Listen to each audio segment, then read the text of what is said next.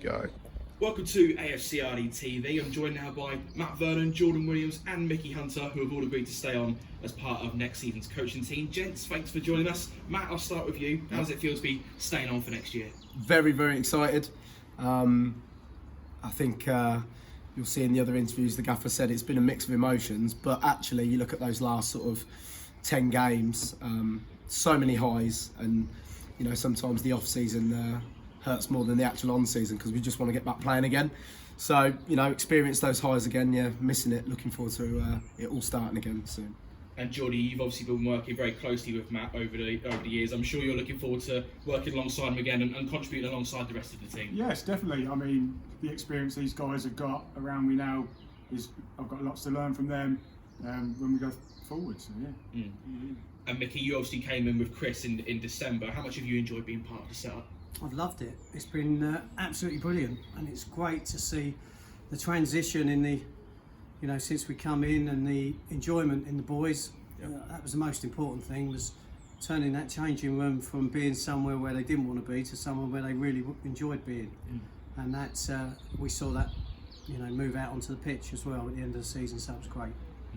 You've all been working together for around 6 months now, so just going around the group, can you tell us a bit more about your sort of individual roles in the coaching team and how you operate?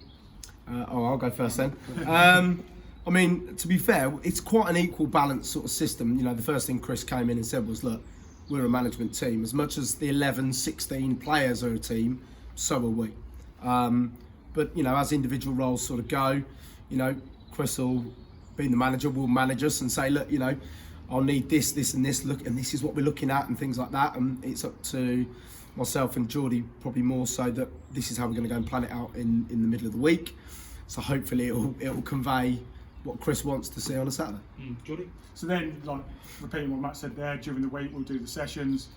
Game day, I'll be warming up the goalkeeper, and then it's down to Mickey indoors, dealing with the kit and everything in there. And by the time this video goes out, we'll have had the confirmation that Michael Heyman is joining the backroom team alongside his playing role. How much of a boost is that for the club, and what attributes do you feel he can bring? Now, go on you. I think it's fantastic. I think what we needed was some leaders. I think we needed some boys to come in who could actually stand up and get the other boys to be playing at the best of their ability. We needed people on the pitch that could talk and boss it, and that's exactly what we got with Michael. And the beauty about that is now that he's coming in on the management side of it as well, we're going to get all that experience. And it's not just about the boys on the pitch learning, it's about us as a management team learning from Michael as well. And I think Chris has done wonderful to be able to get him to sign and stay with us. Well, the team on the pitch have been making great strides over the last couple of months. 4 wins, 4 draws and 1 defeat to finish the season. Just going around the group once again, what would you put our upturn in form down to? Again, I think it was one of the things I first said in one of my first interviews was they've got to start enjoying their time with each other. I think I remember going back to the Rushden away defeat. You know, you could see that it was a very, not necessarily divided group, but they really had to enjoy being with each other. And between all of us, you know, again, we're sort of echoing what we've already said, but actually enjoy spending time to each other. All of a sudden you find another yard for somebody and a little bit more legs, and you go a little bit further, and once that first step happens, the next one happens, and so on and so on. And you could see that, you know, we went on a bit of a run where we couldn't score, but that moment always turns if you stick with each other. And I think that's a big thing. I think simplifying the game was massive, taking away all the expectations that, you know, they had on themselves, the players had on themselves, and saying to them, go out there and play with no fear. If you try something, if you want to have a go at something and it doesn't come off, you know, no one's going to go mad at you. They just go out there and do the best you can, and keeping the, you know, the boys are great.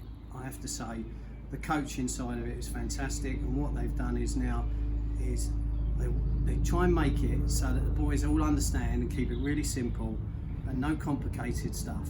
And I think from that point of view, and going out there without the fear and encouragement and good humour in the changing room, and I think it's just changed the whole process of how they were going about their game days.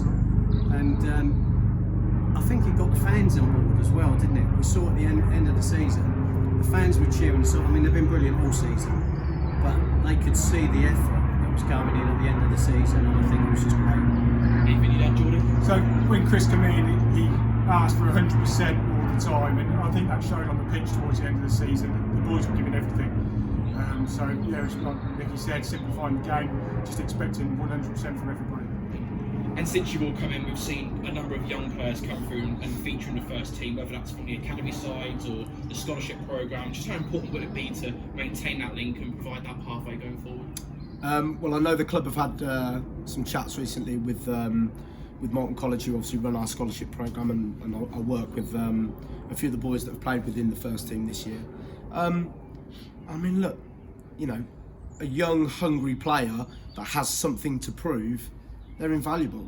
And then if they've got some talent to go with that, you know, and you can put that nurturing arm around them and at the level that they're now playing at, you know, if you can get them on side, you're going to achieve a lot with those young lads.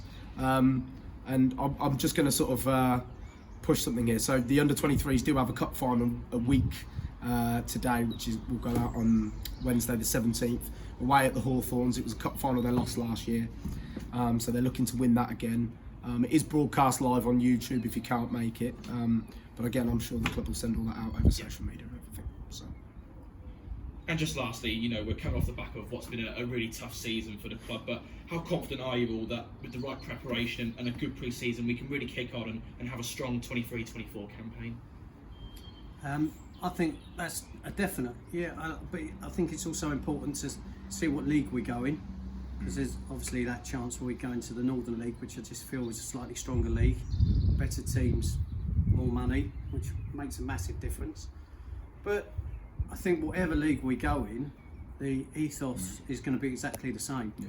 The philosophy that the gaffer gives us, the working criterias and the ethics that these boys have, and just making sure that when we get the younger kids come in, and we've got people like Michael there as well who's still playing and still showing, and I just think it's a really nice place for people now. I mean, if we've got some youngsters out there who are, you know, playing at that sort of level, step 4 and that, they should want to come and play for us. They should want to, because I think this is going to be a really good place for next year, and I'm looking forward to it. Well, gents, thanks very much for your time. We'll see you all again soon. Cheers, thank you. Thank you.